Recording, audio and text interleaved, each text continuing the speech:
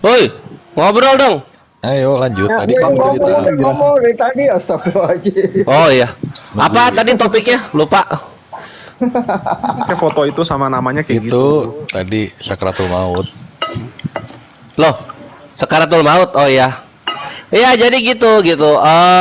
Enggak apa ya, enggak sespektakuler. Oh, ada orang datang begini dan itu enggak, Bre. Ketika lu dekat-dekat ke sekaratnya itu, sekarat menuju maut itu, lu itu flashback ke ini, ke dosa-dosa lu yang masa lalu gitu loh. Flashbacknya selalu ke sana, dosa-dosa lu di masa lalu. Kamu kelihatan nggak yang jemput kamu malaikat bajunya apa? Enggak, nah itu yang tadi gue cerita tuh itu enggak ada yang kayak gitu-gitu, Bre. Oh, belum berarti memang. Wah, lu lagi. Belum kali. Jadi kalau emang udah waktunya ada yang jemput tuh.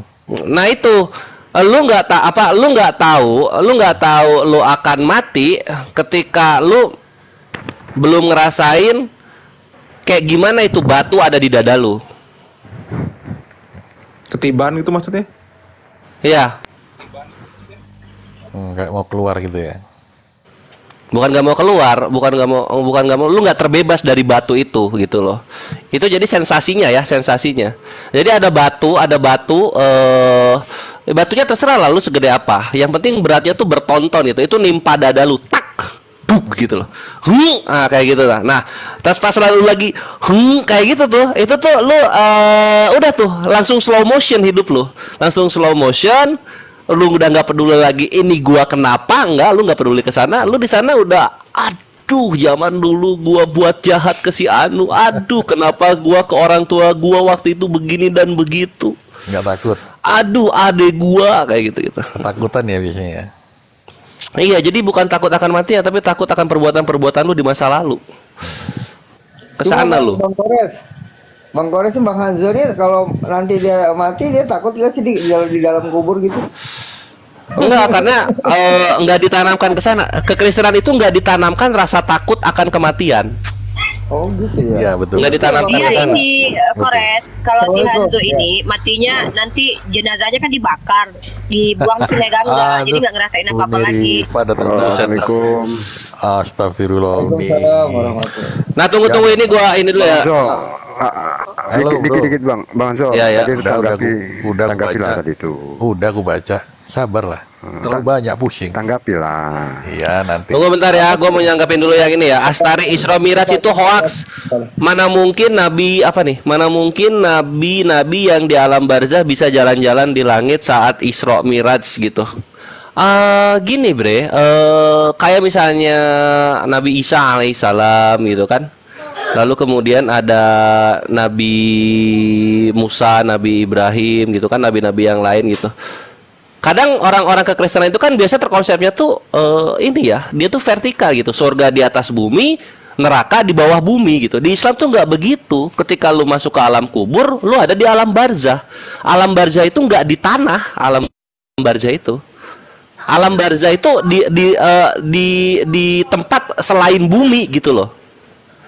Makanya ketika ada ruh-ruh yang ada di langit kedua, ketiga, keempat, kelima, keenam, ketujuh, yaitu bagian dari alam barzah itu sendiri. Karena alam barzah itu arti dalam bahasa Indonesia alam penantian. Gitu. Itu Astari. Makanya kalau lu bingung, nanya dulu gitu. Konsepnya tuh nggak sama dengan kita. Enggak juga sih, Konsep bro. apa surga dan neraka kalian gitu. Kalau menurutku kan Yesus kan Sama gini, enggak. enggak cuma Bukan. Dunia orang mati di bawah bumi nggak? Dunia orang mati di bawah bumi nggak? Gua tanya. Lihat, di mana lu? Hades. Kalau dunia orang kan- mati Hades di tidak. Kalau yang percaya Itu kan di pagan. Firdaus. Jadi, Hanzo lu tahu Nah. nggak Hades itu nama salah satu dewa pagan Yunani? betul tahu. Dewa kematian. Tahu. Yesus kenal loh. Yesus kenal itu loh. Yesus kenal tahu loh, Hades. ternyata Kata Hades. Yesus Yesus Yesus kenal membenarkan loh. Tartarus. Gini, kalau dicari di Alkitab kata Hades memang nggak ada, tapi Ada kata ya? Hades. Ada Hades banget loh tumpah-tumpah, Bre. Ada. Bro Anzo, Bro Anzo. HADES. Yesus HADES. Ada. Sini gua kasih tahu ya. Nih, gua Coba. tunjukin datanya. Oke. Aku udah cari nggak ada. Nggak tahu. Ada, kalau ada ketemu gimana Wah, coba? Alhamdulillah. Aku kirim kaos Lu kaki lagi. lu lihat kalau bahasa terjemahannya nggak ketemu dong, Aku kan kirim diterjemahkan. Aku kirim hadiah. Nah, dikirim hadiah gua ya. Awas lu ya kalau bohong ya. Lu kirim apa coba? Jangan lu bilang hadiahnya nanti bohong-bohongan. Kayak Nggak, aku kirim- kalau lu lihat dalam Lukas aku pasal kirim 16 mawar deh. gua Aku kirim mawar buat ini. mawar. Mawar buat ini, yang cantik. Cantik. Naga dong. Yang cantik dan manis. Lu punya naga nggak? Uni. Naga dong. Ya, Itunya udah bagus. Handset Apa? sama itunya. udah dong. Audionya Ini itu. udah Gimana kenceng coba tuh. kedengarannya udah kenceng dong. Nah ini ya, kalau kita rujuk ya, ini kita kan kalau mau bahas sesuatu itu kan kita nggak boleh pakai bahasa terjemahan dong, karena kan terjemahannya abal-abal ya, kan orang aja bisa nerjemahin ke mana gitu kan. Nah kalau kita mau cari itu lihatnya tuh pakai bahasa asli. Nih gue bukain ya. Lu lihat di Lukas pasal 16 nomor 23. Nah lu lihat tuh. Nah 23. ya, nah ini gua liatin lu pakai bahasa aslinya dong. Ya. Gue bukain nih. Open Gedein cam, dong. ini. Kemal Iya, iya. aku. Izin gurundaku yang ganteng Bang Kores. Enggak. Kores kecilin. Nah, Kagak nih kan. boleh, Bang. Nih, gua Lukas 16:23 ya. Di sini kan kalau lu baca nih, Hanzo, kalau lu baca di sini kan, kalau kita rujuk ke ininya nih, sorry, gue mau keluarin paus gue dulu, bentar, paus datanglah, paus nyangkut, bentar. Nih, paus nih. Nih gue tunjukin paus, ini paus gue, nih kan, Lukas pasal 16 nomor 23. Di sini kan orang kaya itu juga mati, lalu dikubur dan sementara ia menderita sengsara di alam maut. Nah, gue mau fokus di alam maut nih. Dan menariknya nih, Yesus tuh tahu gitu ya. Kalau kita bicara, diam dulu semuanya guys yang ada di rumah. Nah, terus alam maut nih. Kalau alam maut tuh kalau di nomor apa namanya tuh nomor leksikonnya ya, nomor lugohnya bahasa aslinya gitu. Lu lihat tuh di nomor 86 tuh. Alam maut tuh terjemahan dari kata apa sih gitu kan? Klik 86. Nah, tuh klik 86. Nah, terus tiba-tiba kita akan ketemu di sini nih. Pelafasannya tuh Hades. Iya, nak, bentar, nak. Negatif partikel ke jenis katanya non proper lokatif. Dalam TB itu kerajaan maut, dunia orang mati, alam maut. Nah, menariknya tuh ini tuh Hades. Kebayang aja loh, masa Yesus ngajarin Hades, nama dewa pagan, coba buat menerjemahkan sesuatu yang harusnya kalian imani buat iman kalian gitu kan. Maksud gue tuh kayak ada aja gitu. Nah ternyata gue tahu kenapa ini bisa terjadi begini. Kenapa terjadi begini? Ternyata mohon maaf ya, sebenarnya gini, kalau kita lihat ya, lu tahu ya kalau orang Romawi itu cara mereka menjajah itu kan dengan mengasimilasi paksa kebudayaan kan. Lu boleh bantah gue deh, tapi lu baca buku Book of Jerusalem. Orang Romawi itu mereka tuh kayak, lu tau nggak Makabe pasal 156? Pernah baca nggak? Lupa. Nih gue bukain deh Makabe pasal 1 ya. Makabe ini deuterokanonik. Ini sejarah sih, tapi Protestan tuh lepasin ini gara-gara Martin Luther bilang ini bukan firman Tuhan. Tapi kalau orang Katolik, mereka yang awal-awalnya itu menganggap ini sebagai firman, termasuk gitu. Kalau orang Protestan mah kayak dibaca aja gitu, baca doang, tapi nggak dianggap sebagai firman Tuhan gitu. Nah ini gue ambil Makabe 1 nih. Ini kita deuterokanonik ya, nih Alkitab Makabe 1. Kita baca yang nomor 57 apa 56 gitu. Nah ini gue sejalan ya, linear ya. Kenapa gue bilang kenapa bisa ada kata Hades dalam Bible lu? Karena gini, tradisi itu nggak akan berubah. Banyak pola-pola itu jarang untuk bisa berubah pola, itu biasanya senada, seirama pola-polanya. Nah, lu baca ya di sini ya. Kalau lu lihat di nomor ke-56-nya nih, orang-orang Romawi itu mereka tuh memang asimilasi paksa tuh. Agama Yahudi itu diberangus sama mereka. Kitab Taurat yang ditemukan disobek dan dibakar habis. Kemudian pada salah satu terdapat kitab perjanjian, atau jika seorang berpaut pada hukum Torah maka dihukum mati. Jadi orang Yahudi itu dipaksa buat ikutin Romawi.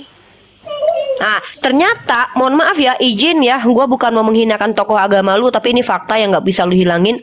Paulus sendiri itu mengutip kata-kata dari seorang paganisme, seorang peramal pagan di Kisah Para Rasul pasal 17. Ini diverifikasi sama skolar-skolar lu semua. Ini tuh dan dia memang mengatakan bahwa itu kutipan dari para pujangga-pujangganya Athena, karena waktu itu dia lagi bicara di Athena. Nah, lu lihat tuh Kisah Para Rasul pasal 17 nomor 28. Sorry. Nomor 28 ya, gue close nomor 28 di sini. wajar sih ada Hades dalam Bible lu gitu. Bahkan Tartaro juga ada Tartaro. Nanti ada lagi Tartaro tuh. Nah, di sini kan Kisah Para Rasul pasal 17 nomor 24. Apa? Udah. Bikin 10.000 aja. Untuk besok juga Lus. Pakai mozzarella ya, Lus. Nah, ini. Iya, sekarang juga pakai mozzarella. Sebab di dalam Dia kita hidup, kita bergerak, kita ada seperti yang telah. Nah, jadi Paulus tuh ngajarin ke orang-orang Athena ajaran yang dikutip dari seorang filsuf dari Yunani. Sebab di dalam Dia kita hidup, kita bergerak, kita ada seperti yang telah dikatakan pujangga-pujanggamu. Nah, dari para pujangga diambil, coy. Bayangin lu, pujangga-pujangga coba. Masa dari ajaran dari para pujangga? Yang bener aja lah, masa bukan dari Yesus? Umas apa nih? Pujangga-pujangga apa nih? Umas Poites. Nah, ternyata menurut scholar lu sendiri, kalau kita lihat di tafsiran sabda nih, tafsiran sabda, catatan tafsirannya, kita rujuk ke ND deh, ke ND Yerusalem, ada itu. Nah, di sini kutipan ini terdapat dalam karya Epimanides. Jadi Epimanides sudah punya duluan kata-kata yang dikutip sama Paulus. Epimanides dari Ngasos yang hidup dalam abad ke-6 sebelum Yesus muncul. Nah, sebelum Yesus muncul, jadi Epimanides sudah duluan ngajarin hal kayak gitu. Apa yang disampaikan Paulus itu. Di dalam kalian tuh ada Tuhan, anak Tuhan segala macem. Sorry. Nih.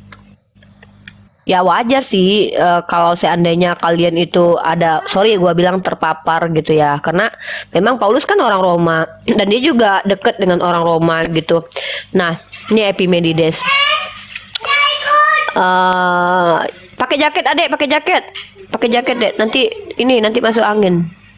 Mana ya gua translate bentar. Ntar ya, sabar. Pakai jaket kalau mau ikut. Nah nih. Epimenides ini siapa sih? Epimenides dari Kronos atau Kreta dalam bahasa Yunani-nya, dia seorang peramal abad ke-6 sebelum Masehi yang semi mitologi. Ketika sedang mengembala domba-domba ayahnya, dia dikatakan tertidur selama puluhan 7 tahun tuh, 57 tahun di sebuah gua Kreta yang dikeramatkan untuk Zeus. Nih. Jadi si Epimenides ini bilang dia pernah ketiduran di guanya Zeus. Setelah itu dia disebutkan terbangun dengan memiliki kemampuan meramal. Bayangin, sorry ya, kenapa kok mirip-mirip ya, Yesus bangun dari gua juga tuh jadi Tuhan. Sorry. Kok similar banget gitu.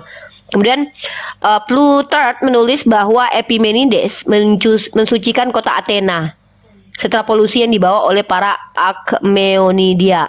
Nidai dan bawa keahliannya dalam hal kurban nih coy. Ini kurban nih. Jadi sorry ya kalau kata-kata kurban itu bukan cuma dari Semitik doang. Paganisme juga udah pakai kurban-kurbanan.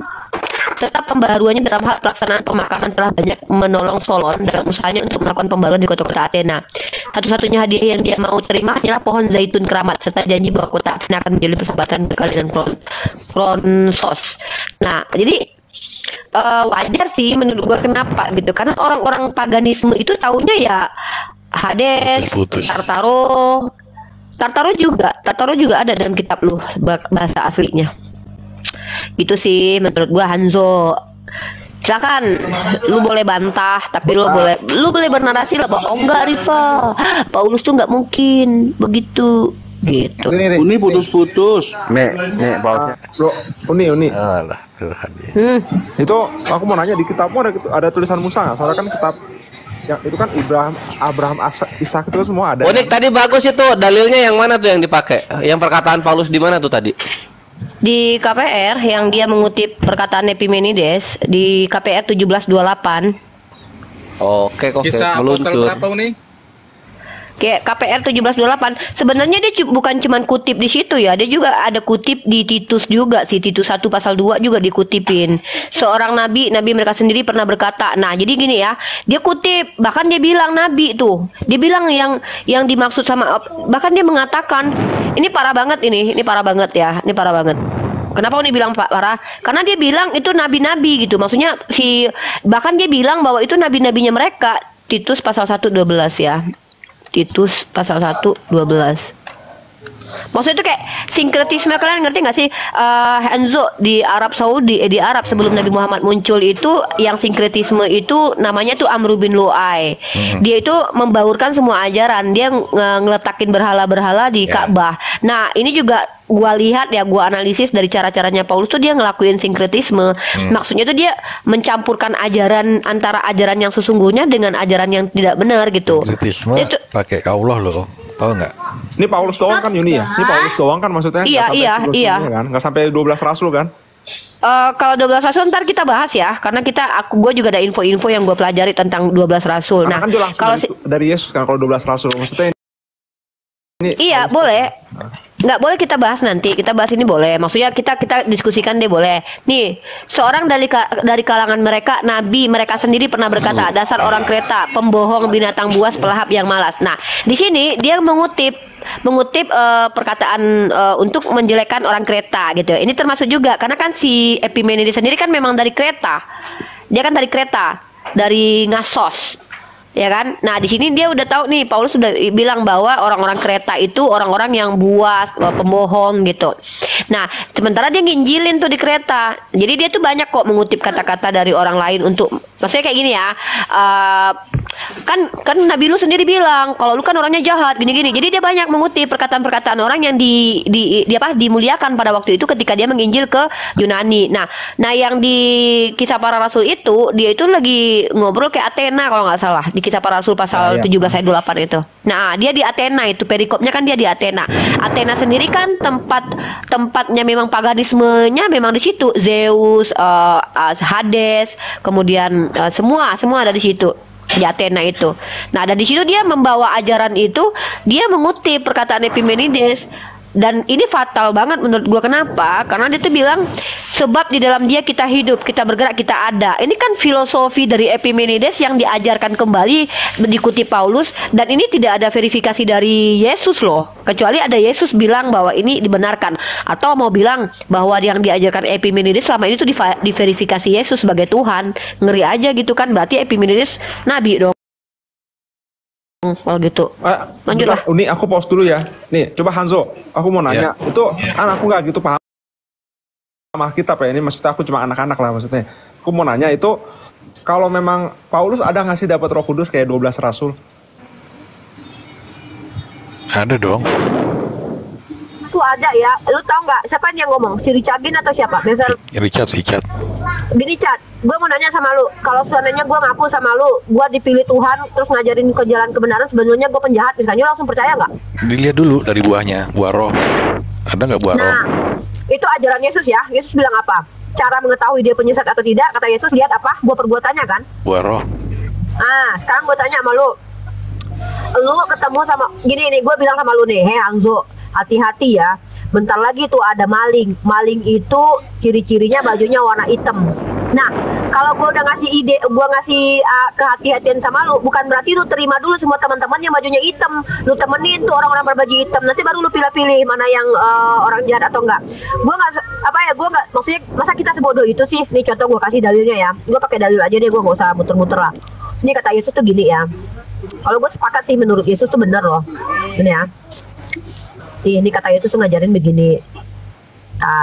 Diam adik cahaya. Kita sambil nyari nih Hanzo. Aku mau nanya bener-bener, enggak dapat nggak kuasa kayak di atas ada lidah api semua segala macam kayak 12 rasul. Karena aku enggak gitu. Ada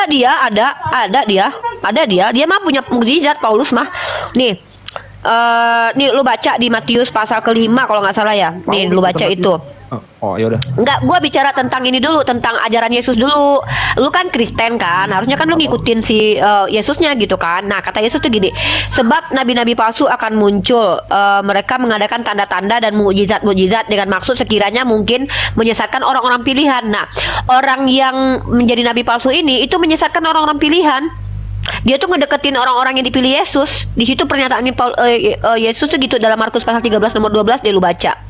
Nah, hati-hati kamu. Aku sudah terlebih dahulu mengatakan semuanya pada kamu. Artinya tuh Yesus udah ngasih wanti-wanti sama muridnya, hati-hati loh, bre, bakalan ada nabi palsu, kan gitu tuh, ya kan? Nah, tiba-tiba ada orang Farisi yang dikutuk sama gini ya. Jadi Paulus tuh kan sejaman sama Yesus tuh. Pada waktu si Yesusnya hidup itu, Paulus tuh jadi orang Farisi ahli Taurat loh. Bahkan kata Yesus, hati-hati dengan ahli Taurat dan orang Farisi, serigala berbulu domba. Oke. Yesus udah ngomong gitu. Nah, tiba-tiba dia ngaku kalau dia tuh dipilih dari kandungan. Coba dia ngaku sendiri, di dalam dia ada roh Allah. Terus dia ngaku sendiri bahwa dia dipilih dari dalam kandungan. Lu bayangin aja lah, kalau dia dipilih dari dalam kandungan, kenapa Yesus nggak ketemuin dia waktu dia masih hidup?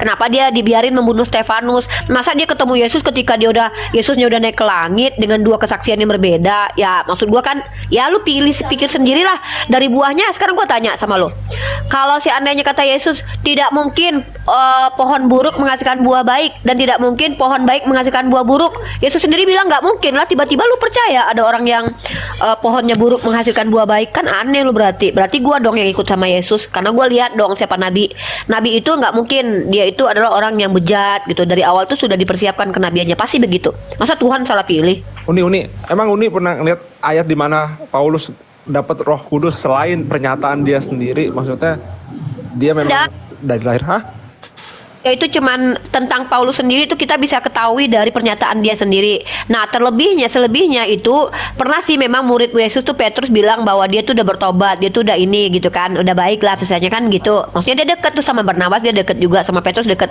Tapi di akhir-akhir dia udah mau apa? Dia tuh berantem sama Yakobus, sama Barnabas dia berantem, sama Petrus dia berantem gara-gara Petrus sendiri tuh nggak mau duduk sama orang-orang yang nggak bersunat. Nah, dia tuh nggak mau, dia mau sinkretisme gitu. Dia mau pokoknya tuh bagi dia tuh orang Yunani tuh sama aja gitu loh. Makanya sunat nggak sunat tuh nggak penting buat dia. Padahal tuh Petrus sendiri dalam Galatia dikatakan adalah rasul untuk orang yang bersunat. Aneh aja kan? Kalau memang Petrus itu untuk orang yang bersunat, kenapa ada dalil jadikanlah semua bangsa muridku? Kan aneh gitu.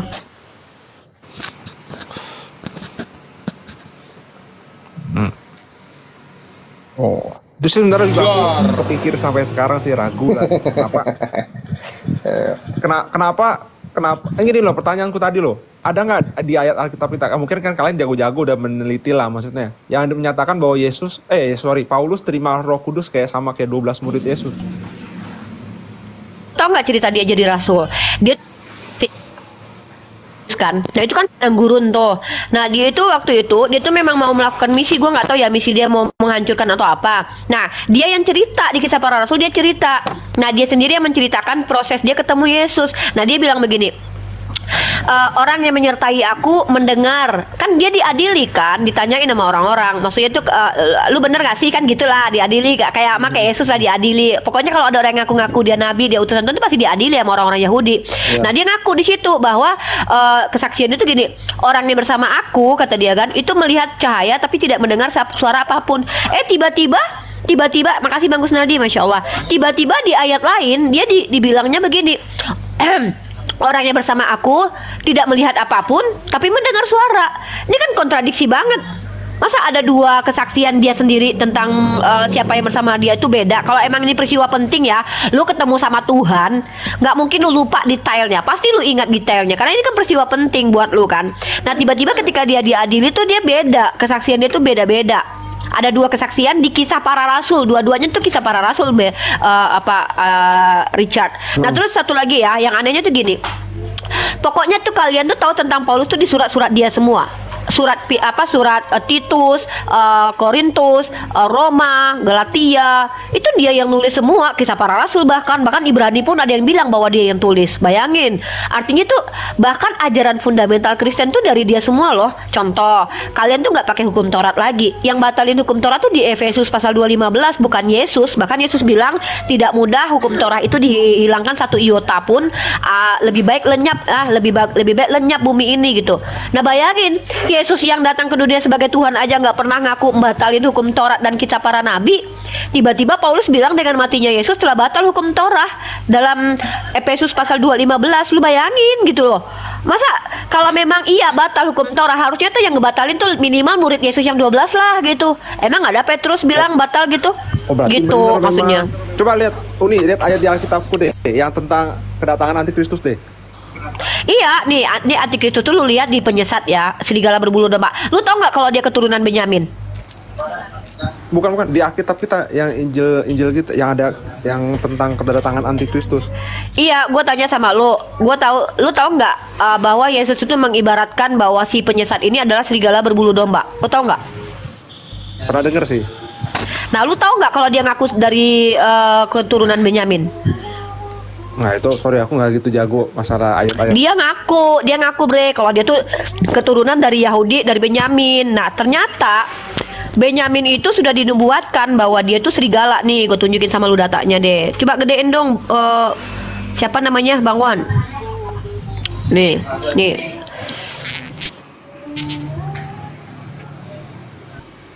Nih ya. Jadi nubuatan serigala itu udah ada. Benyamin adalah seperti serigala yang menerkam. Pada waktu pagi ia memakan mangsanya, dan pada waktu petang ia membagi-bagi rampasannya. Nah, Benyamin ini tuh si Paulus sendiri tuh ngaku kalau dia tuh keturunan Benyamin di ayat ini. Bentar, gue tunjukin ayat yang tadi gue bacain. Gue mau tunjukin sama lu lah. Gue nggak mau potong-potong. Maksudnya nggak mau memframing. Tadi kira gue framing lagi ya.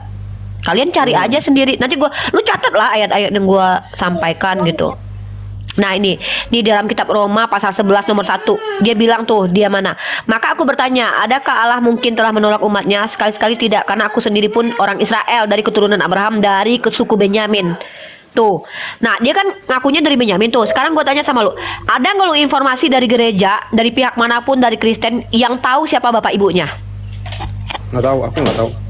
Emang nggak ada yang tahu, bukan cuma lu doang, nggak ada yang satu pun yang tahu. Dia ngaku tuh dari muridnya Gamaliel, tapi Gamaliel sendiri tidak ada sejarahnya dia punya murid Paulus. Tapi yang ku tahu dia memang prajurit Romawi. Yang dibawa yuk, daftar layar. Di mana, Lanjut. Richard? Yang ku tahu dia prajurit Romawi yang waktu itu nangkepin murid-murid Yesus. Bukan prajurit sih, dia tuh masih termasuk kayak agak dibilang petinggi juga sih nih. Nih kisah dia lagi ngebunuh muridnya Yesus nih ya. Nih gua anehnya di sini, Richard. Ini comotmologi bukan sih? Boleh dibilang comot. Enggak, gue setuju kalau ini dibilang comotologi, tapi dibantah aja gitu loh. Gue suka malah dibantah kalau emang bisa, kan? Nah ini nih.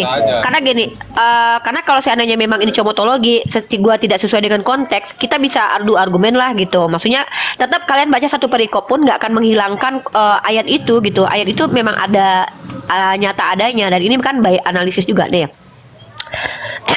Mereka menyeret dia keluar kota, lalu melemparinya, dan saksi-saksi meletakkan jubah mereka di depan kaki seorang muda yang bernama Saulus. Sedang mereka melempari Stefanus, berdoa katanya, ya Tuhan Yesus, terimalah rohku. Sambil berlutut ia berseru dengan suara nyaring. Nah ingat ya, Stefanus ini dibunuh di hadapan Saulus. Lu tahu kalau Saulus ngaku dipilih sejak dalam kandungan, ya. Nih di kandungan dia udah dipilih jadi rasul katanya. Bayangin, dia nggak pernah ketemu sama Yesus, terus tiba-tiba ngaku dipilih sejak dalam kandungan. Nah, nih, gue kasih datanya nih, gue kasih datanya. Ini gelap, tampilannya gelap. Bentar. Tampilannya gelap. Iya, emang gelap nih. Hidup gue aja yang nggak gelap nih. Galatia pasal 1 nomor 15 ya.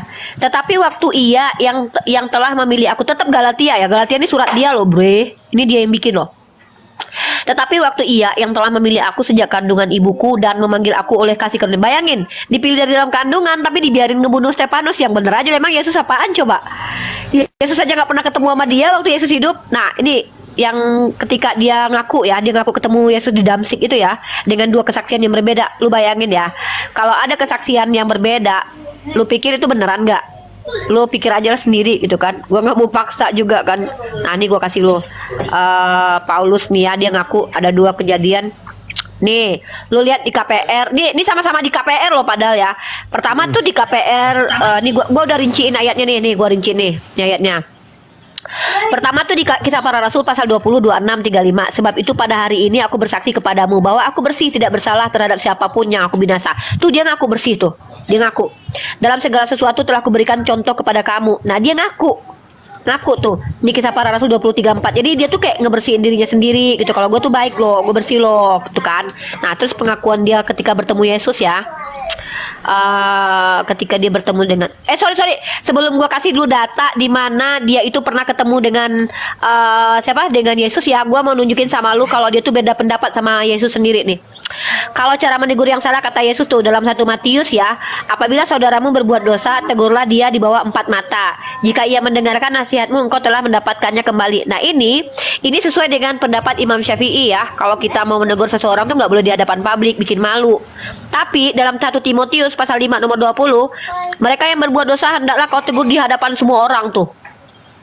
Di depan semua orang, agar yang lain itu pun takut. Bayangin lu, ajarannya aja udah beda, bre.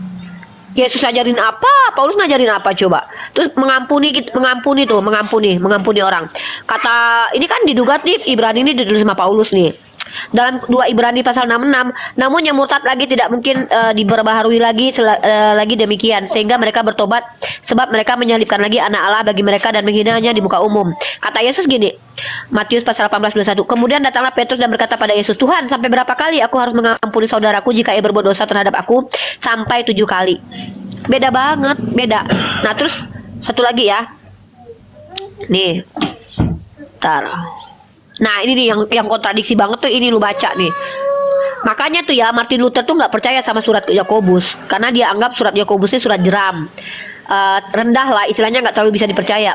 Jadi kamu lihat bahwa manusia diselamatkan karena perbuatan-perbuatannya dan bukan hanya karena iman. Ingat ya, Yakobus mengatakan sama seperti umat Islam bahwa kita tuh ada perbuatan amal soleh tuh ada asbab keselamatan. Tapi kata Efesus, kata Paulus, bukan berarti kita mendapat keselamatan karena usaha kita sendiri. Keselamatan adalah pemberian Allah. Tuh, ajarannya beda. Ajaran antara Paulus dengan murid Yesus sendiri beda. Makanya Yakobus, Barnabas sama bahkan sama Barnabas yang awalnya dia berteman tuh di akhir-akhir tuh berantem. Tidak baikan gitu. Dan gua nggak tahu kapan mereka ketemu lagi terus baikan, gua nggak tahu kapan. Atau ya apa ada cium kudus gitu ya? Nggak tahu juga, pokoknya aku nggak gitu tertarik. Aku cuma tertariknya sama Injil doang sih. Aku nggak Katolik ya, Injil sampai murid-murid Yesus doang. Yang selebihnya aku nggak gitu tertarik. Pernah juga aku dibantah sama ahli-ahli teologi dari sama juga Katolik sih untuk kayak gitu. Tapi aku nggak gitu tertarik sih sama Injilnya Paulus ya. Karena aku yakin Yesus makai dia tuh untuk sesuatu, kan Yesus juga bilang kan ada dia pakai ketemu itu buat pakai sesuatu. Soalnya yang tadi pertanyaanku tadi, apakah ada tertulis nih dalam sebuah kitab nih yang pemahaman umi kan udah selidikin kitab. Rasul Paulus itu dapetin Roh Kudus sama kayak 12 rasul, maksudnya gitu, yang dia bisa seluruh bahasa sampai keliling-keliling gitu dong. Dia ngaku dalam diri dia ada Roh Allah juga tuh ada. Bukan Roh Allah, Roh Kudus yang seperti para rasul. Dia ngaku kalau dia punya Roh Allah tuh ada. Dia ngaku sendiri, dalam diriku juga ada Roh Allah, kata dia nih. Yang parahnya tuh gini ya, nih ajaran itu yang bertentangan lagi tuh sama murid-murid Yesus tuh. Dia tuh ngaku terang dunia juga tahu. Nah, sebab inilah diperintahkan kepada kami, aku telah menentukan engkau menjadi terang. Nah, dia tuh ngaku diperintahkan Yesus jadi terang. Sementara kata Yesus, akulah terang dunia. Kata Yesus ya, dalam Yohanes pasal 8 nomor 12 tuh ya. Maka Yesus berkata pula kepada orang banyak, katanya, akulah terang, barang siapa mengikuti aku. Nah, tiba-tiba kalian jadi terang dunia, kata Paulus. Sebab inilah yang diperintahkan kepada kami. Terus kata yang parah lagi tuh gini ya, kata Yesus tuh gini, jangan kau panggil siapapun Bapa di dunia ini, hanya satu Bapamu dia di surga. Tiba-tiba Paulus ngaku Bapa dia. Ada itu. Bapak. Iya nih. Ntar gue kasih datanya sama lo. Dia tuh ngaku Tuhan, lu nggak tahu kalau dia ngaku Tuhan? Coba, aku pengen. Aku nggak gitu baca kitab Paulus karena terlalu banyak. Pakai apa sih kayak ahli-ahli filsuf gitu ya. Agak males sih. Ini kan bisa ditafsirin orang macam-macam. Cuman kalau gua kan lebih ke teks ayatnya aja gitu loh. Kalau emang maknanya beda, bapak-bapak yang dimaksud bukan bapak. Tapi kan Yesus terang-terangan bilang di situ, jangan mengaku siapapun bapak di dunia karena hanya satu bapamu, yaitu Dia yang di surga, kan begitu. Kan itu kan ada kan kalian dengar itu kan, jangan siapapun mengaku bapak karena hanya satu bapamu, Dia yang di surga gitu kan. Itu dia di nas mana nih, lupa saya. Bentar nih aku lagi cross check. Jangan memanggil siapapun, kata Yesus. Nih Yesus tuh dibantah mulu sama Paulus. Manggil siapapun Bapak gitu. Karena Bapakmu di surga. Ntar ya gue sambil makan loh. Lagi malas buka koma, lagi nyantai. Nah nih, lu lihat Matius pasal 23 nomor 9 nih. Nih kata Yesus gitu.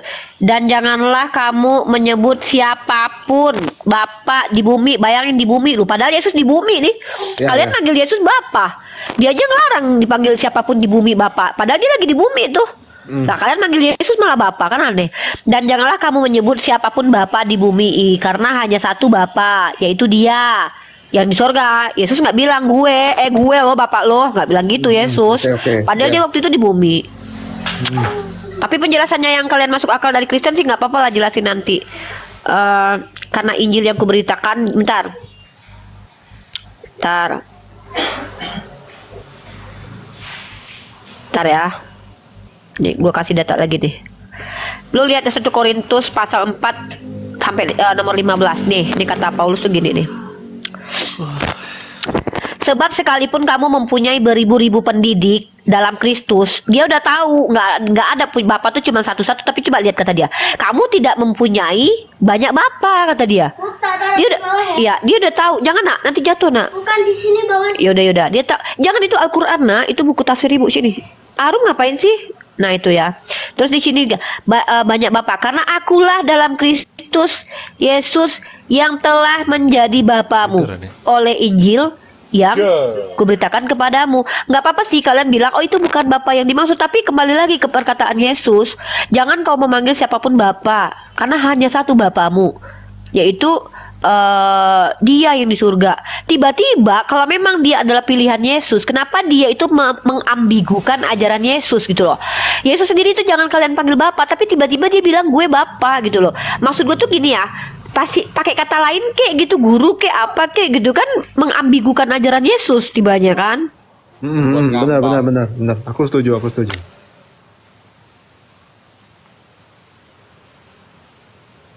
Halo. Ini anak gua manggil dulu. Ini nih, itu buku Yasin juga. Nah jadi gitu. Jadi gua nggak, maksudnya gini ya, kalau tendensi Ini pas ya. itu nggak perlu juga. Kenapa? Karena bahkan Paulus sendiri tuh nggak ngajarin Trinitas loh. Tahu nggak? Kalau Paulus sendiri ngajarin Tuhan itu cuma satu. Tahu nggak kalian? Bahkan sekelas Paulus aja itu, walaupun tapi dia nggak ngajarin bahwa Tuhan tuh tiga dalam dalam 1 Korintus pasal 1 ya. Ini double nih, siapa double nih? Siapa nih yang double? Nah, lu lihat ya, bahkan sekelas Paulus sendiri itu ngajarin Tuhan itu cuma satu. Nah, ini nih, gua tunjukin sama kalian. Kalian boleh sih, maksudnya adu argumen dengan gue nggak apa-apa. Kita kan pakai by data sama analisis, silakan lah. 1 Korintus pasal ke-8 nomor 6. Pasal ke-8 nomor 6. Nah, ini ya. Kalau dilihat ini nih. Tuh Paulus sendiri tuh ya. Dan herannya Paulus tuh nggak ngajarin loh Trinitas itu. Namun bagi kita hanya ada satu Allah. Lah kalian Allah kalian, Yesus Allah, Bapa Allah, Roh Kudus Allah. Dia tuh bilang satu Allah doang, yaitu Bapa yang daripadanya berasal segala sesuatu yang untuk Dia kita hidup. Satu Tuhan, yaitu Yesus. Yesus tuh loh Tuhan, kurios. Nah, sini gue tunjukin bahasa aslinya. Dia pakai kata mono loh ya. Lu tahu nggak mono? Mono tuh tunggal. Itu bahasa Yunani itu ada hei sama mono. 1 Korintus pasal 8 nomor 6. Sekelas Paulus saja nggak ngajarin Trinitas lah.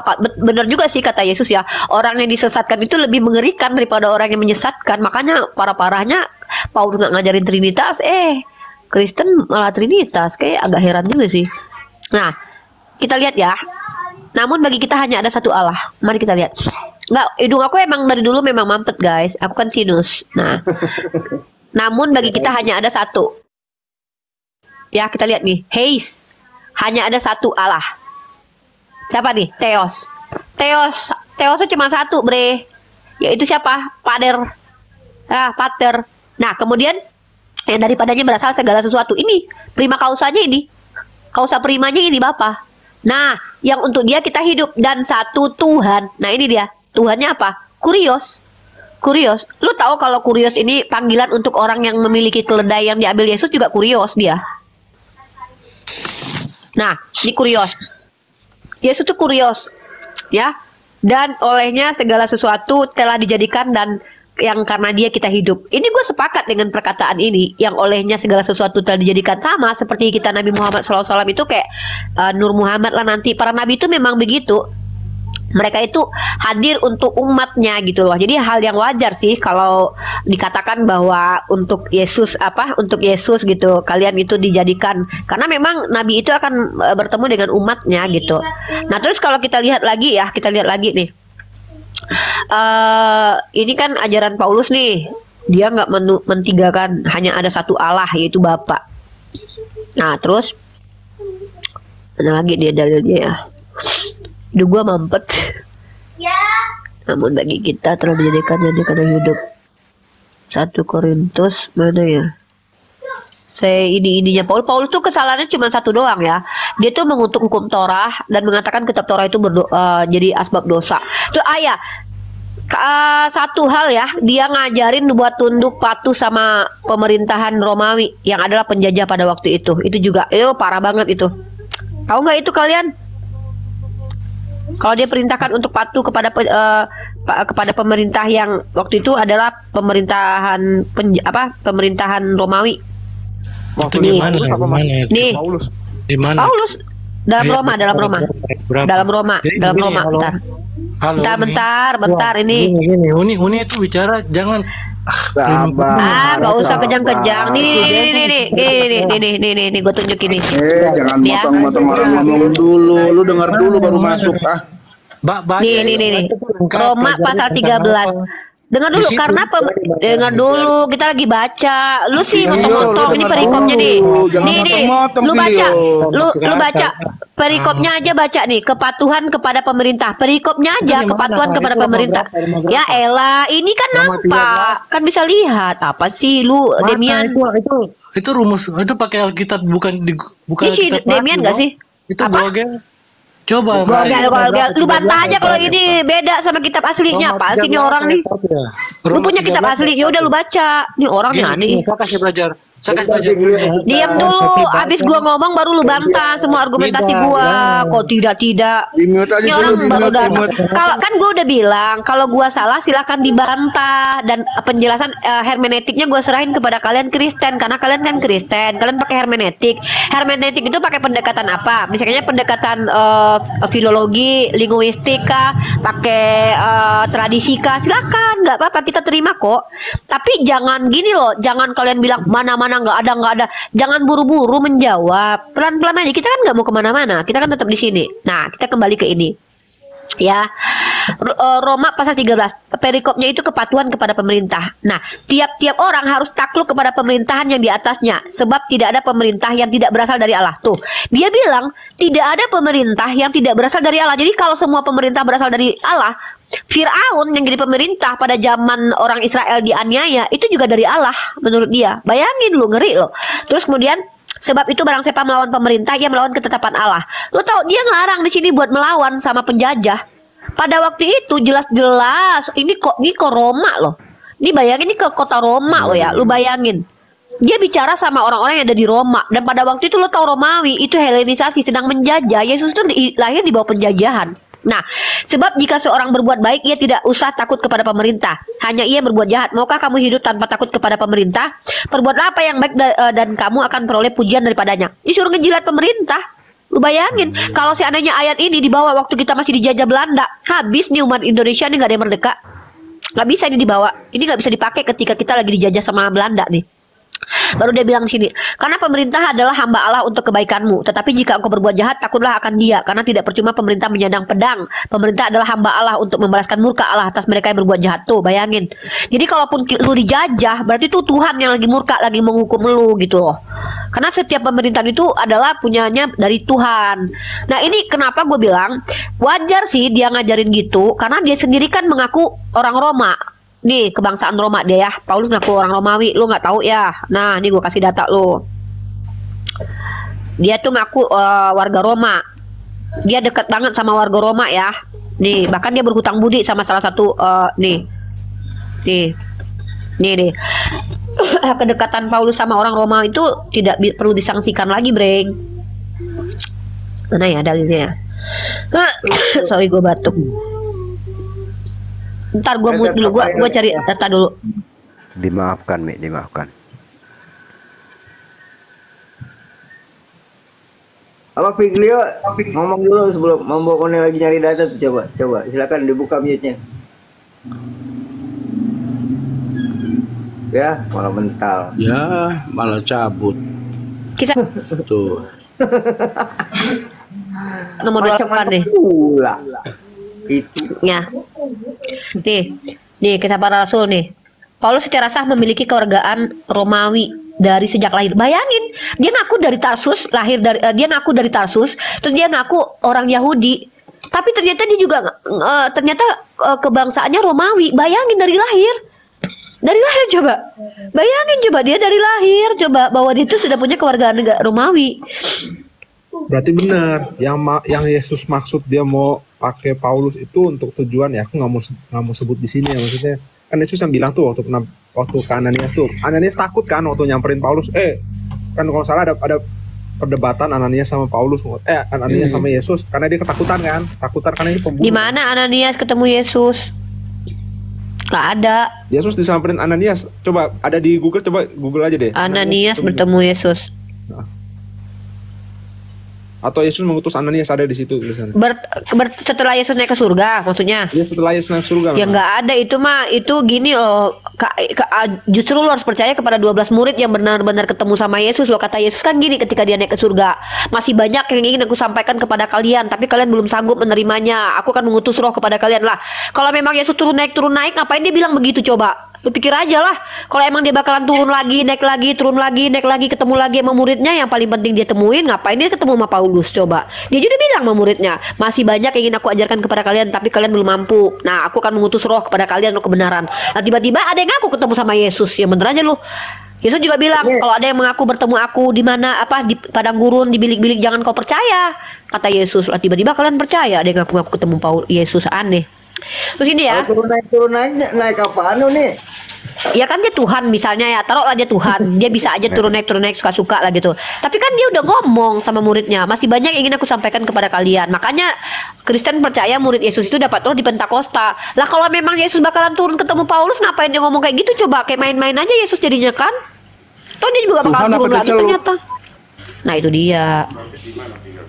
Masa kalian menuduh Yesus turun? Ya makanya janganlah gitu, nggak mungkin lah dia celup kan, dia kan Tuhan. Ya istilahnya kalau memang dia turun lagi gitu kan, dia nggak mungkin lah bicara seperti itu. Masih banyak yang ingin aku sampaikan kepada kalian, tapi aku harus pergi tempat yang dimana kalian nggak bisa mendatangi aku, kan dia bilang begitu. Nah tiba-tiba nggak lama setelah dia naik ke surga, ada orang lain yang bukan murid dia, orang yang berkebangsaan Romawi, mengaku-ngaku keturunan Yahudi dari Benyamin, tapi nggak tahu kalian siapa bapaknya, penjahat, pembunuh Stefanus. Tiba-tiba aku request satu Runi. Apa? Ayat yang dimana Yesus bilang tentang antikristus, roh itu antikristus sudah ada di antara kalian. Ada. Tuh, ada dia satu antikristus sudah bangkit gitu. Antikristus itu sudah bangkit. Yesus sudah bilang begitu. Dan dia memang dari antara kita, tapi tidak sungguh-sungguh dari kita. Itu ada itu dalilnya itu. Ini ada nih. Nih, bahkan dia naik ke surga dia udah bilang ya, hati-hati dengan ragi Farisi loh ya. Dia udah bilang loh. Dan ingat, Paulus itu orang Farisi. Tuh ya. Aku punya pribadi sebagai ini bahas dengan ya percayaan yang lain. Dengeran lu, Kak Rica Gin, kedengeran suara lu. Nah, supaya kita jelas sama. Bahas 1 Yohanes pasal kedua 18. Anak-anakku, waktu ini adalah waktu yang terakhir, dan seperti yang telah kamu dengar, seorang antikristus. Waalaikumsalam. Tuh, seorang antikristus akan datang. Sekarang telah banyak bangkit banyak antikristus. Itulah tandanya bahwa waktu ini benar-benar adalah waktu yang terakhir. Tuh, seorang antikristus tuh udah datang, akan datang. Seorang antikristus akan datang. Sekarang telah bangkit banyak antikristus. Terus baru 1 Yohanes 22. Siapakah pendusta itu? Bukankah dia yang menyangkal bahwa Yesus adalah Kristus? Dia adalah antikristus, yaitu dia yang menyangkal Bapa maupun Anak. Pertanyaan gua, dalam iman kalian, Yesus itu Kristus atau siapa? Di sini dia itu bilang dia Kristus. Kristus itu dari kata Mesias. Dan ingat, Mesias itu bukan cuma Yesus ya. Daud juga Mesias, Kores juga Mesias. Bahkan Musa itu juga Mesias dalam Yesaya, bahwa Tuhan itu akan mengutus juru selamat. Nah, tuh. Nah, tuh dia udah ada di dunia tuh. Emang Nabi Muhammad udah lahir gitu belum dong? Dan setiap roh yang tidak mengaku Yesus tidak berasal dari Allah. Roh itu adalah roh antikristus dan tentang dia telah kamu dengar bahwa ia akan datang dan sekarang ini ia sudah ada di dalam dunia. Lah, Nabi Muhammad emang udah lahir ini? Ya belum. Ya, yang udah lahir waktu itu ya Paulus. Sebab banyak penyesat telah muncul dan pergi ke seluruh dunia yang tidak mengaku bahwa Yesus Kristus datang sebagai manusia lah. Kami umat Islam percaya semua bahwa dia manusia. Kalian doang yang nggak bilang dia manusia. Dia adalah Allah menurut kalian. Adalah penyesat antikristus. Nah, terus satu lagi ya. Kalau mau menganalisa lagi nih, Paulus itu pernah menolak Roh Kudus. Dia pernah menolak Roh Kudus, bahkan pendapat dia lebih diutamakan daripada pendapat Roh Kudus. Bayangin, lebih hebat Paulus daripada itu penting loh. Soalnya Roh Kudus itu penting loh buat dia. Iya nih Roh Kudus nih. Dia dilarang sama Roh Kudus ya.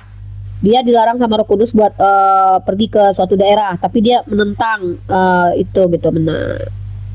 Nih. Gue udah bilang ya di 1 Korintus pasal 7 25 26 dia mengaku punya Roh Allah lo ya. Udah ya? Udah gue bilang belum ya? Ya udah itu ayatnya. Mana ya? Dia juga ngaku sebagai hakim. Dia ngaku udah tadi. Udah. Bentar ya, gue cari tanya dulu mana. Yang paling fatal perlakuannya Paul itu membatalkan hukum Torah dan mengutuk hukum Torah. Padahal hukum Torah itu adalah cahaya. Kuliah gratis nih, kuliah gratis nggak dibayar nih. Iya ini nih dia tuh ke Kilkia siapa sih? Paulus mana ya? Minimal kasih mawar lah nanti. Ada sih, bentar.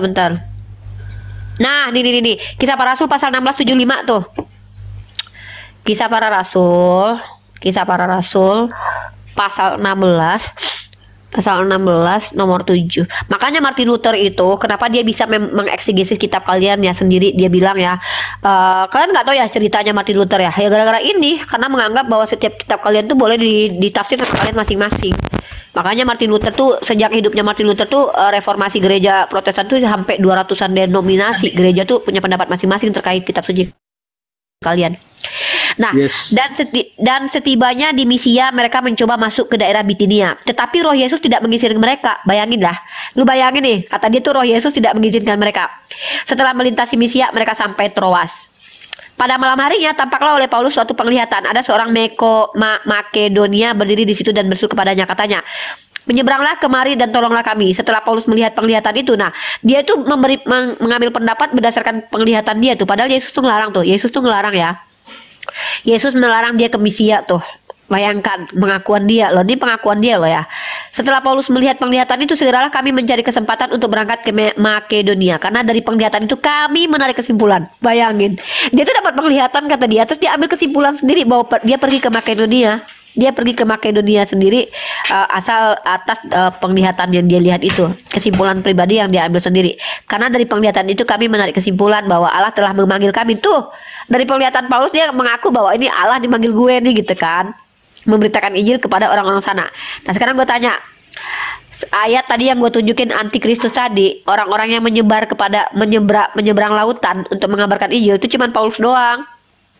Lalu kami bertolak dari Troas dan langsung berlayar ke Samotrake. Nah ini Paulus doang deh. Paulus tuh yang pergi menyeberang lautan dan mengajarkan ajaran yang berbeda dari para nabi zaman dahulu kala. Tapi nggak apa-apa sih, kalian boleh bantah, karena gue punya segudang data buat nunjukin ada perbedaan ajaran Paulus dengan Yesus. Bahkan Paulus dengan kitab Mazmur tuh bertentangan. Kitab Mazmur bilang bahwa Taurat itu adalah cahaya. Tiba-tiba Daud bilang bahwa bagaimana seseorang itu bisa hidup baik ya dengan mengikuti firman Tuhan. Tapi tiba-tiba Paulus mengatakan bahwa tidak ada satupun orang yang bisa baik karena ikuti Taurat. Bayangin loh. Bayangin. Nah gitu. Nah jadi tapi nggak apa-apa sih, silahkan dipegang sendiri. Kalau lu mau tanya-tanya tentang bagaimana Nabi Muhammad, gue bisa buktiin bahwa dia itu bukan nabi palsu. Gue bisa buktiin. Dia pakai logika juga. Kitabku tergenapi semua dong kalau kayak gitu.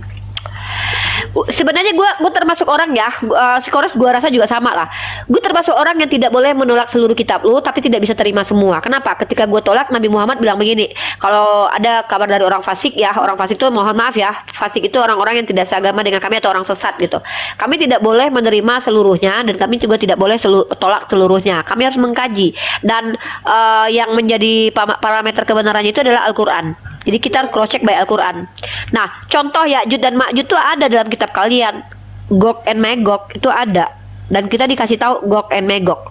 Kalian udah tahu belum sekarang tuh lagi viral pembahasan tentang peta itu kan? Tetra apa? Peta yang ternyata bumi itu cuman sekelumit, ternyata di balik-balik bumi ini di kutub apa? Di Antartika itu ada dinding tebal yang melapisi dan di seberangnya itu ada daerah. Gua nggak tahu itu dongeng atau fiksi atau masih teori. Tapi kalau tuh itu ada, maka sebenarnya tuh nggak masuk akal sih. Kenapa dikatakan Ya'juj Ma'juj tuh orangnya lebih banyak ketimbang orang bumi gitu loh. Itu nubuatan dari Nabi Muhammad SAW. Kalau Ya'juj Ma'juj itu nanti akan menghancurkan orang-orang yang ada di bumi setelah Nabi Isa turun, setelah Dajjal turun gitu kan, setelah ketenangan sekitar berapa tahun baru datang Ya'juj dan Ma'juj. Ternyata Gog dan Magog itu ada. Ya, itu sebuah daerah, sebuah keturunan. Ini di 1 Tawarik pasal 115, keturunan Yafet ialah Gomer, Magog. Nah, Yeskiel pasal 38 nomor 2, hai anak manusia, tunjukkanlah mukamu kepada Gog di tanah Magog, yaitu raja agung negeri Mesek dan Tubal, dan bernubuatlah melawan dia. Kalau kita tanya, ini daerah-daerah ini daerah apaan sih? Lu pernah ngebahas gak sih daerah-daerah yang disebut dalam Bible itu daerahnya namanya apa gitu? Nah, jadi sekarang tuh lagi ada teori. Nggak tahu si Kelvin udah sampai bahas itu. Kevin, udah pernah bahas belum, Pin? Yang lagi viral sekarang, Pin, di TikTok. Tidur dia. Kalau aku enggak, Ya, itu lagi. Jadi ya, ada beberapa tahun lalu tuh ada seseorang yang nyasar, dia tuh bilang dia tuh dari sebuah daerah, sebuah kota yang tidak terdaftar di dunia gitu loh. Nah, dan sekarang tuh lagi viral, penduduk TikTok lagi ngebahas kayak bumi itu bulat atau datar nggak sih? Infinity terrain ya, infinity terrain. Iya, itu masih dibahas sekarang karena masih ada penemuan-penemuan baru. Kemarin kan terakhir ada penemuan dunia bawah Antartika itu ada seolah-olah tuh kayak ilmuwan, gua nggak tahu apakah ini disembunyikan apa enggak, tapi sudah ada kayak bau-baunya di TikTok bahwa kayak ada kehidupan gitu di Antartika. Nah, kalau seandainya merujuk kepada ini oke, asumsi ya, ini asumsi, sebenarnya nggak boleh asumsi ya. Kalau asumsi gue pribadi, ketika Rasulullah mengatakan bahwa Ya'juj dan Ma'juj itu orangnya sangat banyak daripada penduduk bumi, itu wajar nanti. Kenapa? Ya karena ternyata kalau infinity itu ternyata betul, ternyata bumi kita itu lebih kecil daripada bumi mereka. Bumi mereka tuh di luar, lebih luas daerah mereka. Ayat itu aku percaya. Ya udah, kalau gitu kayak gini ya, gue tunjukin ya Infinity Terra nih, gue tunjukin petanya ya, lagi viral sekarang tuh. Peta Infinity Terra, kalau nggak salah Terra apa Infinity gitu, peta Infinita apa nih? Ah, ini petanya tuh kayak gini nih, ini lagi Terra Infinita. Ini gue nggak tahu ini datang dari mana mapnya, tapi kita kan belum bisa. Cuman kalau kita berasumsi liar ya, gue bolehlah berasumsi ya. Gue kan berasumsi begini. Bentar, gue tunjukin. Bentar. Jadi kita agak keluar dari topik sebenarnya ya. Nah, ini memang pulau khayalan sih kata orang-orang. Cuman kalau ternyata kita kan nggak tahu elit global ini kan menyembunyikan apa aja kan kita nggak tahu ya kan. Nah, kalau ini memang adalah sebuah mitos atau teori yang teori kebohongan, kalau gue sih masuk akal aja gitu. Kenapa? Karena kalau para saintis itu mereka tuh nggak berhenti berpikir gitu. Mereka tuh selalu ingin tahu. Nih gitu kan. Ini kan bumi kita nih. Yang kita tahu kan kita kan cuma kayak gini doang. Nah, sementara di peta ini tuh banyak daerah di belakang tembok di Antartika ini. Di belakang Antartika ini ada tembok. Nah, kalau seandainya gue korelasikan dengan Ya'juj dan Ma'juj ya wajar sih. Karena kan kata Rasulullah itu tembok Ya'juj Ma'juj itu telah terbuka sebesar ini kata Rasulullah. Kalau nggak sekepal tangan gitu. Kecil gitu kan. Nah, jadi kalau sekarang udah 1500 tahun, kalau memang ada jalannya udah kebuka atau apa tuh gue ya itu kan namanya, gue mau bahas nanti tuh eskatologi ya. Eskatologi itu nubuatan akhir zaman antara Kristen dengan Islam. Di mana kita yang sama. Terus kita ada pegunungan Kaf juga ya. Kita akan bahas pegunungan Kaf. Tapi nanti kita bahas nanti ini. Ini masih terlalu panjang untuk dibahas. Masuknya negara mana nih masuknya? Ini kan gambar flat. Ini kan masih belum. Aku belum tahu juga Bang Won. Ini dapat dari mana petanya? Karena kan jangan salah loh. Ada orang yang bilang gini ya. Oh, gara-gara ini tuh berarti bumi datar. Wah, siapa bilang? Makanya kan kita tuh ini kan teori yang kita nggak tahu dari mana. Tapi kalau aku bilang, aku asumsi liar aku, ternyata kalau seandainya ternyata bumi kita sebagian kecil dari bumi yang lapisan 7 lainnya, maka wajar Ya'juj Ma'juj itu lebih banyak daripada penduduk bumi. Makanya kan ada dalil bahwa Ya'juj Ma'juj itu tuh ibaratkan apa ya? Nih, perbandingan itu. Foto yang tadi. Nggak mati mungkin ini. Bukan nggak mati, itu nggak ilmiah kalau nggak mati. Ini Kalau boleh lihat lagi nggak foto yang tadi? Islam itu pasti ilmiah nih. Itu Apa, Richard? sekitar tuh air laut bukan? Mana? Ini kan diduga ini kan tembok apa namanya tembok Antartika nih. Iya, itu sekitar setelah es. Ini ada gua air, nggak kan? tahu. Iya, gua nggak tahu ini peta yang lagi dibicarakan, tapi bahkan ada kemarin tuh gua sempat lihat ya, peta yang diciptakan yang kita pegang selama ini tuh banyak perubahan sama banyak kesalahan gitu. Tapi nggak tahu lah, gua masih belum berani bahas ginian sih. Belum berani bahas Jadi ginian. kita buka kitab kejadian Alkitab Kristen ya, Alkitab yang kejadian awal, kejadian pertama yang Allah menciptakan dan memisahkan air. Oh iya, memisahkan air itu. Lu Kristen Protestan ya? Katolik. Oh, kalau Katolik mah punya tradisi suci dianya. Berfirmanlah Allah, jadilah cakrawala di tengah segala air untuk memisahkan air dan air. Oke, hampir sama petanya tadi. Di tengah. Ya berarti flat earth dong. Kalau tuh lo tahu dulu, zaman dulu bahwa Kristen tuh percayanya bumi itu datar tahu. Iya kan ada lu lihat nggak salah satu apologet Kristen yang ada di TikTok, bahkan dia dengan terang-terangan bahwa menceritakan bumi itu berada di atas punggung sebuah penyu raksasa. Aduh. Nggak lihat itu. Kalau Ada penyunya bersin itu udah kiamat itu. Uni nanya Uni. Hmm. Dari kesimpulannya cerita si Paulus tadi itu, ada kemungkinan nggak cerita kisah Nabi Isa yang sesungguhnya dia ambil 20%, terus 80%-nya itu semua karangan dia? Ada kemungkinan nggak begitu Uni? Kan pola-pola sinkretisme yang dilakukan kalau kita bicara tentang tokoh-tokoh yang suka nyasatin itu kan memang begitu polanya. Dia tuh gini ya, Amr bin Lu'ay itu kan hidup di Arab Saudi, dia tuh disukai banyak orang loh, dan dia disukai orang karena apa? Karena dia itu sinkretisme, dia mencampur baurkan ajaran, bahkan dia mengizinkan siapapun datang ke Mekah, tapi pusat sentral penyembahannya tuh di Ka'bah. Dia ambil itu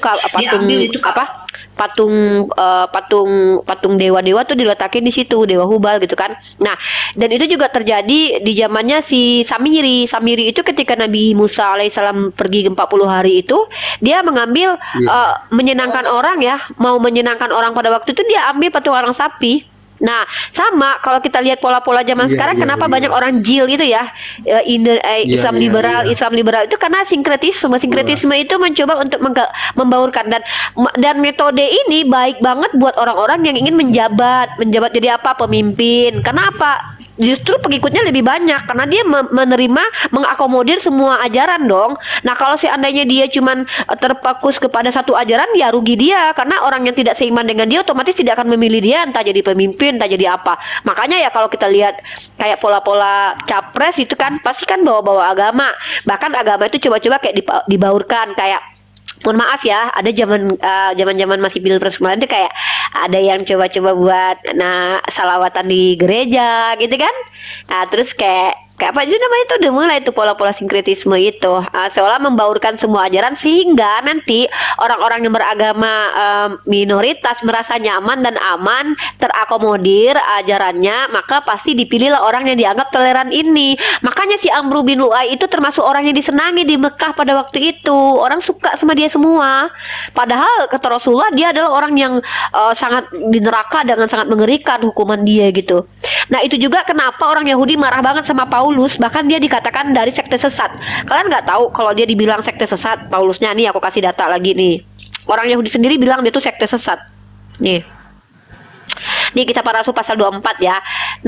Telah nyata kepada kami bahwa orang ini adalah penyakit sampar, seorang yang menimbulkan kekacauan tuh. Dia udah dituduh sebagai orang tuh, nih. Tuh. Nah, nih ya. Telah nyata kepada kami bahwa orang ini penyakit sampar, seorang yang menimbulkan kekacauan di antara semua orang Yahudi. Tuh, di antara orang Yahudi itu membuat kekacauan. Nah, di antara semua orang Yahudi di seluruh dunia yang beradab, dan bahwa ia adalah seorang tokoh dari sekte orang Nasrani. Tuh. Malahan ia mencoba melanggar kekudusan Bait Allah. Hah? Kisah Para Rasul berapa? Kisah Para Rasul pasal berapa ini? Iya, Deng. Duh, mana ini? Jadi Uni 25 itu. 25. Uni, Oh ya 25. bisa diperkirakan Kristen ini sektenya Nasrani ya, seperti Syiah di Islam gitu ya? Aku nggak mau klaim ya, aku nggak mau nuduh juga. Yang penting kita baca aja polanya. Pola sinkretisme itu ada pada diri Paulus. Pertama dia ya, kenapa aku bilang dia sinkretisme? Dia tidak menginjili orang Yahudi loh ya. Bahkan dia sendiri mengaku. Ini yang agak lucunya tuh gini ya. Dia tuh ngaku untuk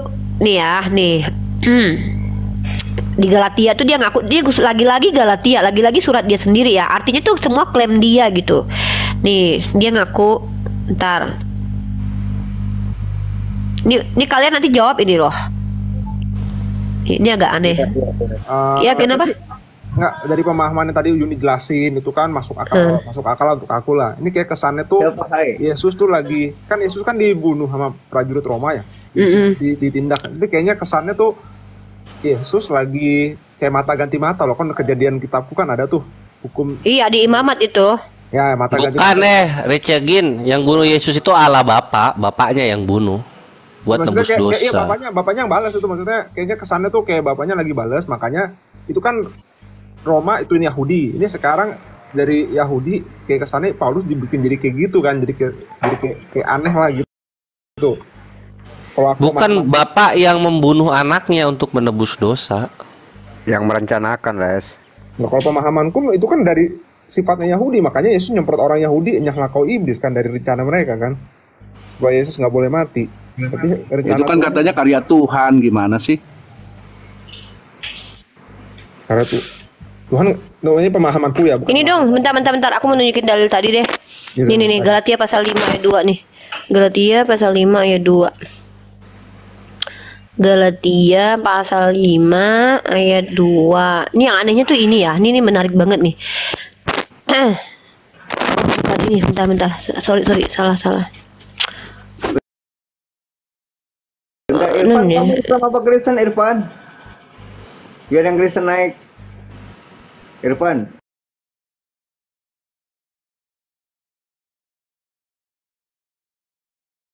Nggak usah turun saja, bro. Ini agak aneh nih.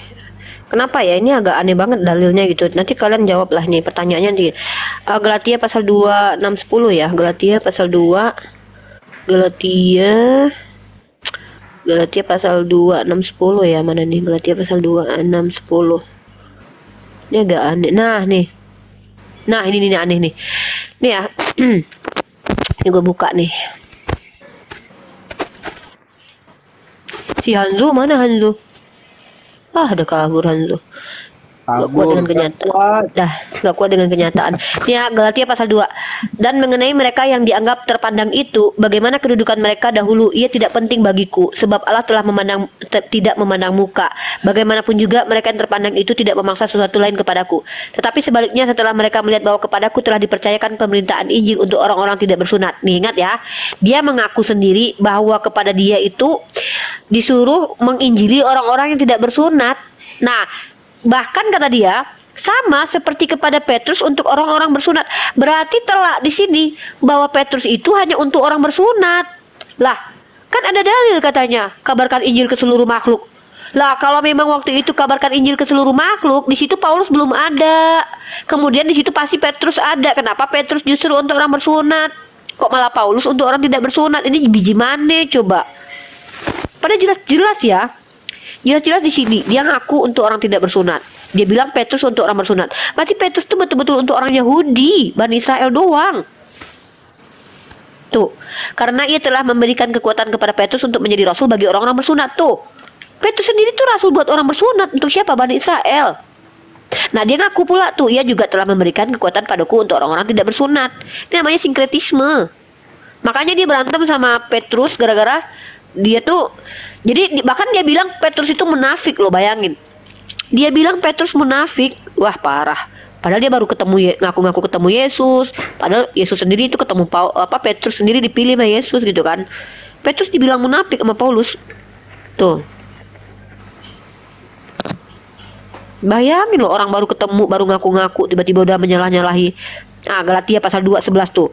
Dia juga yang ngaku tuh. Masih dia juga yang ngaku. Maksudnya tuh dia yang ngomong gitu loh. Galatia pasal 2 ayat 11. Nih, tuh dia bilang tuh kalau si Petrus munafik tuh sama kayak orang-orang yang nih. Kata dia tuh, Nah, dia bertentangan kan? Bertentangan sama Petrus. Padahal Petrus ini murid Yesus loh, Bre. Tetapi waktu Kefas datang ke Antioquia, aku berterang-terang menentangnya, sebab ia salah. Karena sebelum beberapa orang dari kalangan Yakobus datang, ia makan sehidangan dengan saudara-saudara yang tidak bersunat. Tetapi setelah mereka datang, ia mengundurkan diri dan menjauh dari mereka karena takut akan saudara-saudara yang bersunat. Dan orang-orang Yahudi lain pun ikut turut berlaku munafik dengan dia. Tuh, Kefas dibilang munafik sama Paulus, bayangin. Padahal ini murid Yesus loh. Ayo Astari, bantah Astari. Nah, kamu dibawa komen mulu. Dibilang tuh, dibilang juga tuh Barnabas juga dibilang munafik tuh.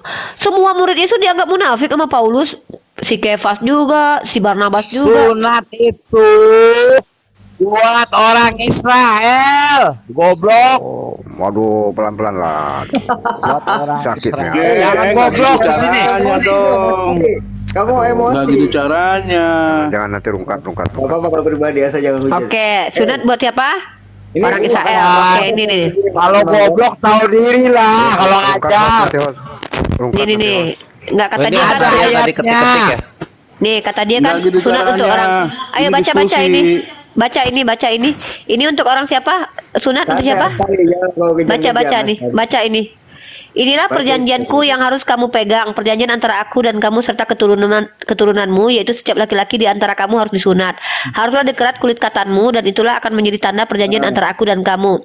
Anak yang berumur 8 hari haruslah disunat, yakni setiap laki-laki di antara kamu, turun-temurun. Mana Bani Israel di sini ada? Di sini udah ada Bani Israel belum? Kejadian. Ada enggak di sini di kejadian 17 ini, di kejadian 7. Iya, di kitab kejadian ini udah ada Ishak belum? Ishak udah punya anak belum? Al-Quran nggak ada perintah sunat. di Al-Quran. Ada. Ini dong ya. Kata dia kan tadi Bani Israel doang, ya kan? Enggak, kata dia kan Bani Israel katanya. Coba baca ini. Namun hanya dengan syarat ini orang-orang itu setuju tinggal bersama-sama dengan kita sehingga kita menjadi satu bangsa, yaitu setiap laki-laki di antara kita harus disunat seperti mereka bersunat. Pertama ya, bukan cuma Bani Israel. Yang kedua, ini lagi nih. Ya. Ini bukti bahwa sunat itu bukan untuk Bani Israel doang. Nah, tetapi apabila seorang asing telah menetap padamu dan mau merayakan Paskah bagi Tuhan, maka setiap laki-laki yang bersama-sama dengan dia wajiblah disunat, barulah ia boleh mendekat untuk merayakannya. Ia akan dianggap sebagai orang asli, tetapi tidak seorang pun yang tidak bersunat boleh memakannya. Satu hukum saja akan berlaku tuh untuk orang asli dan untuk orang asing yang menetap di tengah-tengah kamu. Orang asing juga, bukan orang asli doang. Apaan sih lu? Mana ada Bani Israel dalam kitab Kejadian, coba? Apaan sih lo? Tadi di mana Nabi Muhammad itu gini, beliau tuh sebenarnya wahyu pertama itu kalau aku tuh gini ya, tahu nggak sih wahyu itu Richard? Jadi wahyu itu tuh sesuatu yang adalah komunikasi Tuhan dengan hambanya. Nah, wahyu itu sendiri bukan hanya Al-Quran loh ya, maksudnya tanda-tanda kenabian itu juga wahyu. Jadi ada 46 tanda-tanda kenabian. Salah satunya adalah Rasulullah itu bermimpi, mimpinya itu mimpi yang benar dan seolah-olah dia ngelihat cahaya.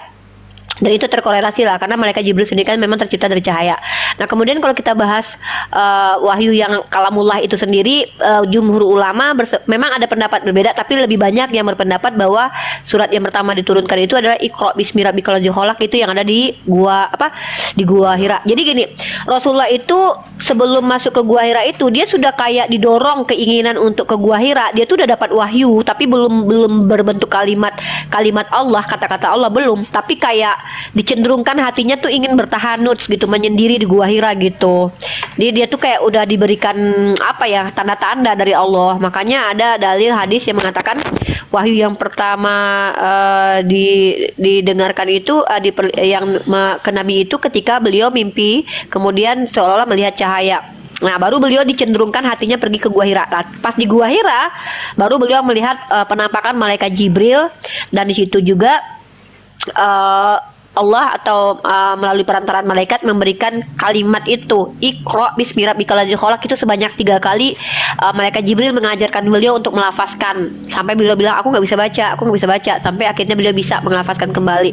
Baru beliau pulang ke rumah istri dan baru akhirnya ya itu tadi beliau dapat wahyu pertama kali.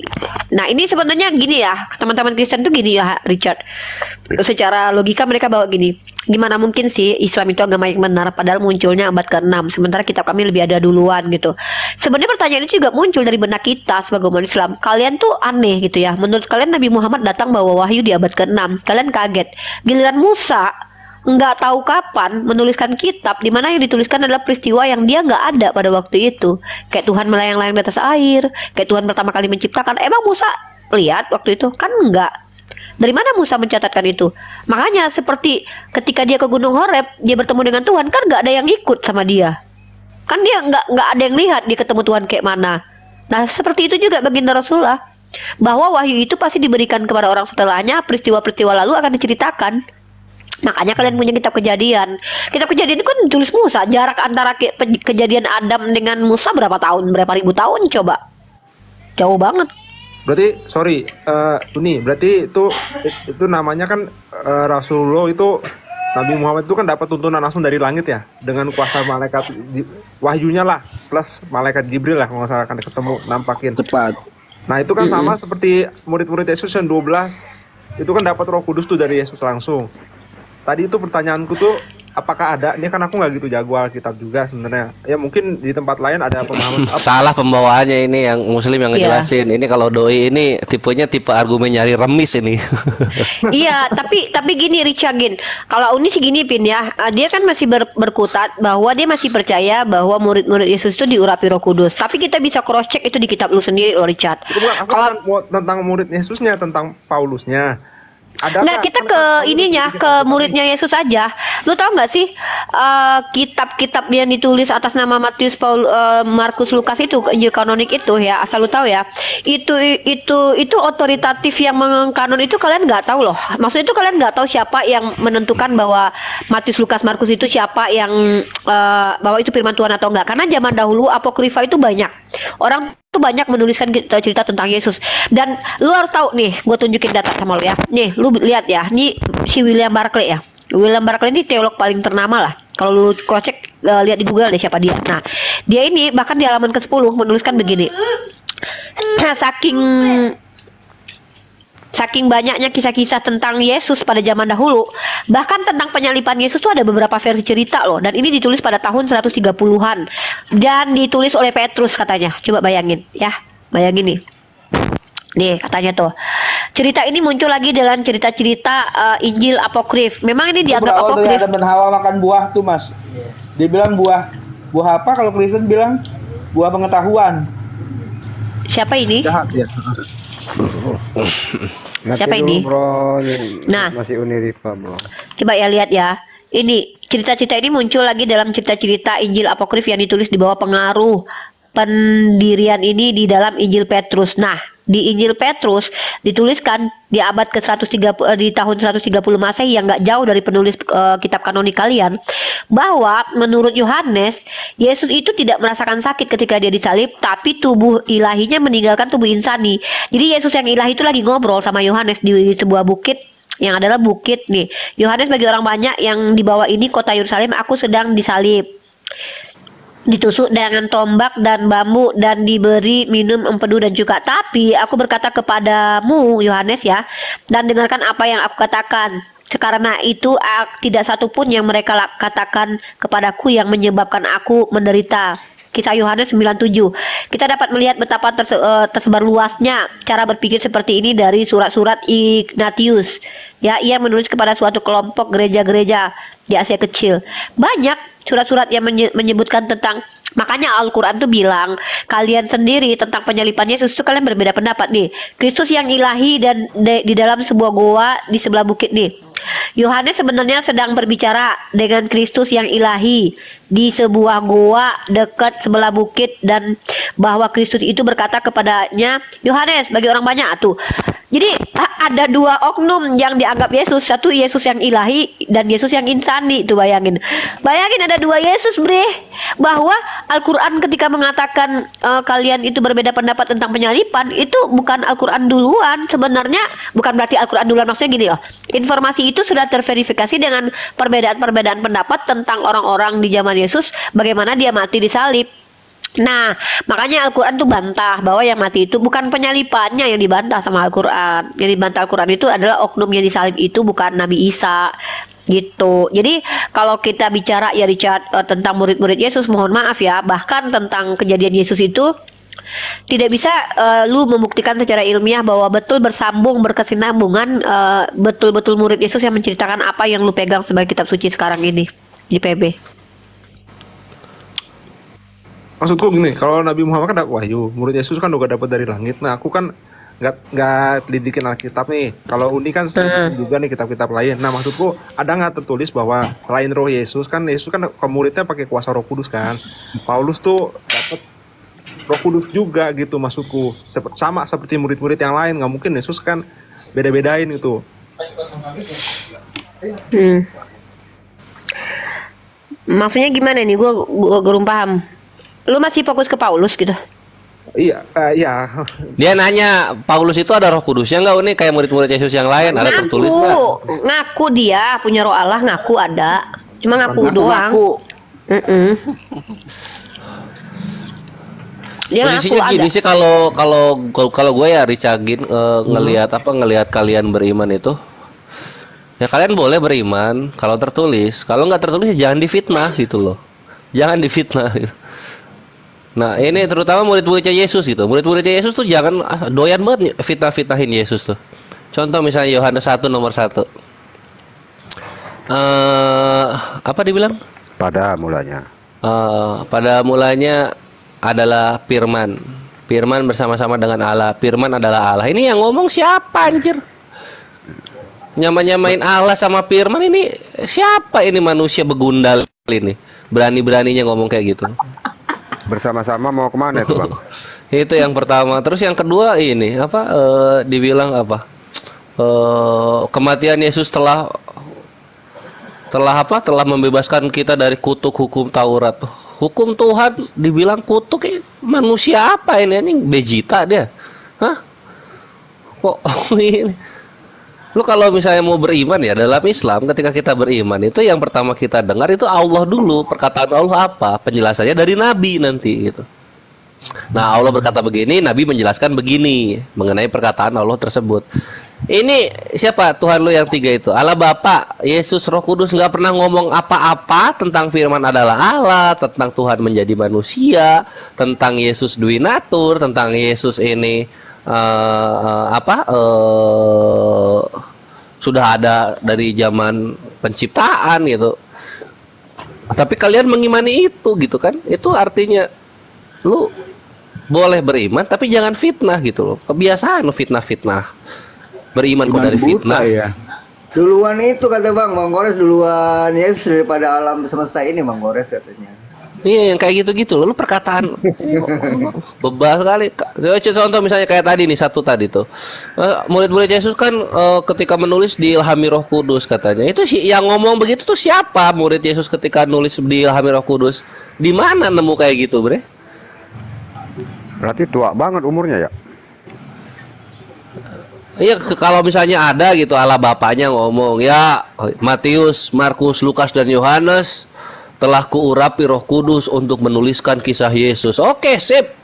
Gas, gitu kan. Kalah telak Islam. Kenapa? Karena ada legitimasinya dari otoritas tertinggi, yaitu Tuhannya sendiri. Gitu. Ini nggak ada Tuhan yang ngomong kayak begitu, dibilang begitu. Itu kan fitnah. Tapi kalau beriman kok ada loh, Bro. Apa tuh? Ngutus Roh Kudus, Yesus ngutus Roh Kudus setelah bangkit itu kan ya hari Pentakosta. Ada itu di Alkitab juga. Lah itu nggak gue permasalahkan. Yang gue permasalahkan ketika lu ngomong para penulis ini diilhami Roh Kudus gitu. Kalau penulis ini diilhami Roh Kudus, itu Matius sama Lukas nulis silsilah Yesus nggak akan beda total, jauh bertentangan. Itu nggak mungkin itu. Mungkin begini kali Akhir Kores ya. Mungkin karena mereka ini doktrin bahwa Yesus itu Allah Bapa juga gitu loh.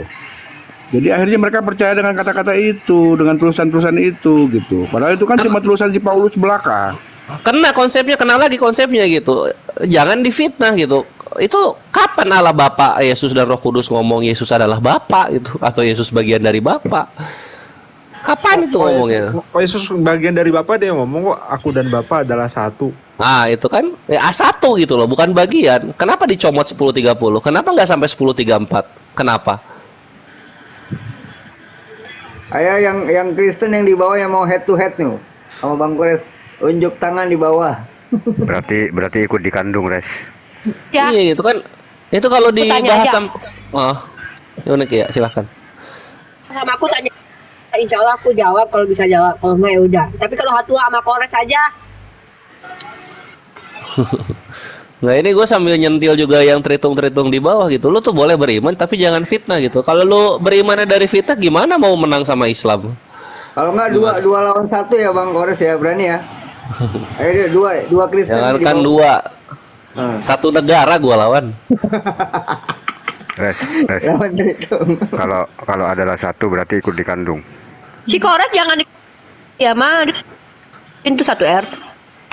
Satu RT ya. Biasanya kalau kita masuk ke roomnya teman-teman Kristen itu kalau malam-malam jam 3 kita cuma berdua, tapi satu kandang. Iya, wah. Masih ingat dulu ya waktu sama Kores tuh masuk jam 3 itu. Tadi yang pada mulanya adalah firman itu dalam Injil Matius itu dia untuk untuk ke Yesus, bukan untuk kejadian alam semesta itu. Itu Yohanes bre, lu udah Matius lagi ini coba nggak tahu. Yohanes itu NRK and Hologos kayak Hologos Prostonteon kayak Theos and Hologos.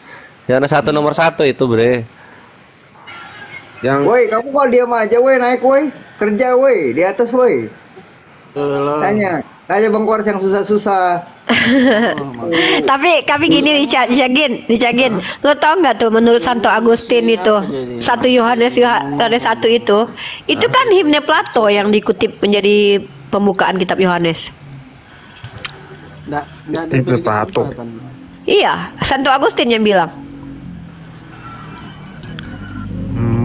Coba lu buka deh, lu bukalah Santo Agustin gitu kan nih, Agustin. Iya, Bapak gereja awal-awal tuh ini loh, Iya. pada ngaku loh, memang kita sama kok kayak kalian yang pagan kok sama, kita nggak ada bedanya. Santo Agustin, coba deh lu buka siapa Santo Agustin. Santo Agustin, teolog Kristen awal dia. Justin Martir. Juga Tuh. itu. Apa woi? Origen. Ya, apa? Uni. Si Paulus itu dia hidup sejaman nggak sama Nabi Isa alaihissalam itu? Sejaman. Kalau sebenarnya kita nggak dikenalkan siapa Paulus, hanya saja salah satu tafsir Imam Ibnu Katsir itu mengambil riwayat Israeliat menyatakan adalah Saulus Yohanan. Tapi kalau aku sendiri gini ya, aku sendiri tuh tidak mau mempercayai sesuatu yang nggak diajarkan gitu loh. Jadi aku nggak berani bilang gitu. Kapan Paulus ini? Paulus ini Itu kalau ini ya aku jelasin ya, di Al-Bidayah wan Nihayah Unik Paulus itu bertobat loh menjadi pengikut Nabi Isa dia. Iya. Paulus itu bertobat. Masya Sebab Allah. kan dia ngoceh-ngocehnya setelah Nabi Isa diangkat ke langit. Itu baru dia ngoceh-ngoceh. Iya, tapi kan nggak jauh dari itu. Buktinya dia bertemu dengan beberapa murid Yesus bernama. Berarti Pin, kita nggak boleh juga menghujat Paulus, Pin. Mana tahu sekarang dia benar-benar orang yang bertaubat, Pin. Astagfirullah. Makanya kan Uni nggak setuju kan kita tuh menghujat. Emang kita pernah menghujat, Pin? siapa Kores tuh kan aku tuh gini Unik. Paulus itu adalah tokoh favoritnya Kores. Kita nggak pernah menghujat ya. Ada Enggak, tapi kan dia memperbolehkan makan babi, orang nggak usah sunat, kitab kitab Yahudi dibatalkan gitu loh. Iya sih. Tapi gini Itu kan apa benar? dalam Al-Bidayah wal Nihayah dia diceritakan itu bertaubat, itu ada datanya sama Kores. Nah, masalahnya apakah Paulus yang dimaksud adalah Paulus yang sama dalam Bible? Itu baru kita bahas nanti. Iya. Iya gitu.